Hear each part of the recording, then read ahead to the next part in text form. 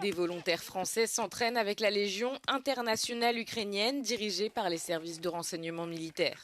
Le groupe se concentre sur les techniques d'assaut, les manœuvres en petites unités et le maniement des armes. I love to be a soldier, and the situation in Ukraine touched me in my heart. So I take this decision with my heart, and I want to come to help and fight for Ukrainian people. Мовний бар'єр у мене взагалі буває, але я вже вчу іспанську, і, наприклад, якщо щось таке базове у мене, я з ними можу вже сказати, об'яснити. У мене просто таке було бажання. У мене є переводчик, але він не завжди зі мною. Я хочу об'яснити, іди туди, або постав тут, або не трогай, або позви того. Да?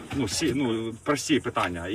Les membres européens de l'OTAN et le Canada se sont engagés à verser à l'Ukraine 70 milliards d'euros d'aide militaire cette année et un soutien d'un montant équivalent l'année prochaine. Cela témoigne d'un effort des États membres pour prendre en charge le financement de la lutte de l'Ukraine contre la Russie, alors que Washington réduit son aide à Kiev.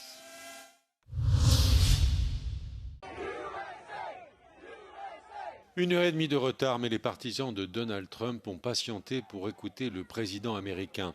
Les États-Unis sont le chef-d'œuvre de l'histoire de l'humanité, a expliqué Donald Trump dans son discours pour célébrer l'anniversaire de l'indépendance de son pays. Il s'agit selon lui de la plus incroyable nation à jamais avoir existé sur Terre. Le président américain a par ailleurs à nouveau mis en garde contre les mouvements radicaux et extrémistes qui, selon lui, constituent un danger pour l'identité américaine.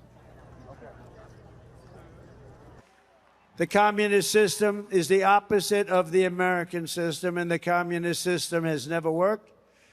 Our warriors did not fight communism on battlefields across the world, only to have that menace rear its ugly head right back here in America. Cet Independence Day marquait le 250e anniversaire de la déclaration d'indépendance par lequel les 13 colonies se séparèrent de la couronne britannique. À l'issue du discours de Donald Trump, un immense feu d'artifice a illuminé le ciel de Washington.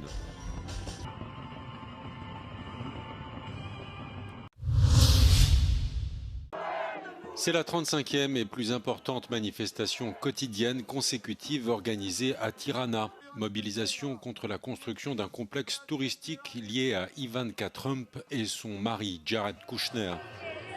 La révolution des flamants roses est le nom du mouvement et fait référence à la zone naturelle protégée où est prévu le complexe touristique. We are here to say no more to corrupted officials who are playing with our lives. Today, the Albanian citizens are saying no more.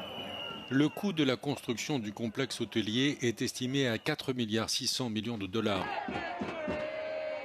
Le projet est prévu non seulement dans une zone protégée de l'Adriatique, mais comprend aussi la transformation d'une île inhabitée en une destination touristique prestigieuse.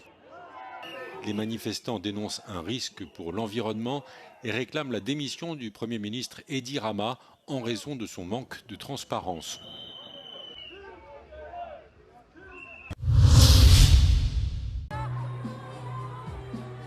Des milliers de personnes dans les rues de Paris et de plusieurs villes comme Nantes, Bordeaux et Toulouse pour réclamer une loi cadre intégrale contre les violences sexuelles.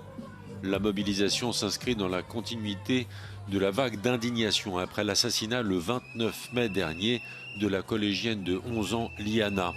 Le suspect faisait l'objet de plusieurs plaintes non traitées. Les associations féministes et de défense de l'enfance à l'origine de ces manifestations accusent les politiques de ne pas prendre de mesures suffisantes.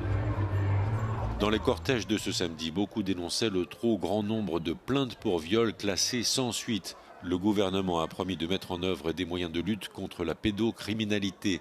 Selon la ministre chargée de l'égalité entre les femmes et les hommes, le gouvernement va recevoir mi-juillet des parlementaires pour arbitrer sur les mesures à intégrer dans une loi cadre à venir.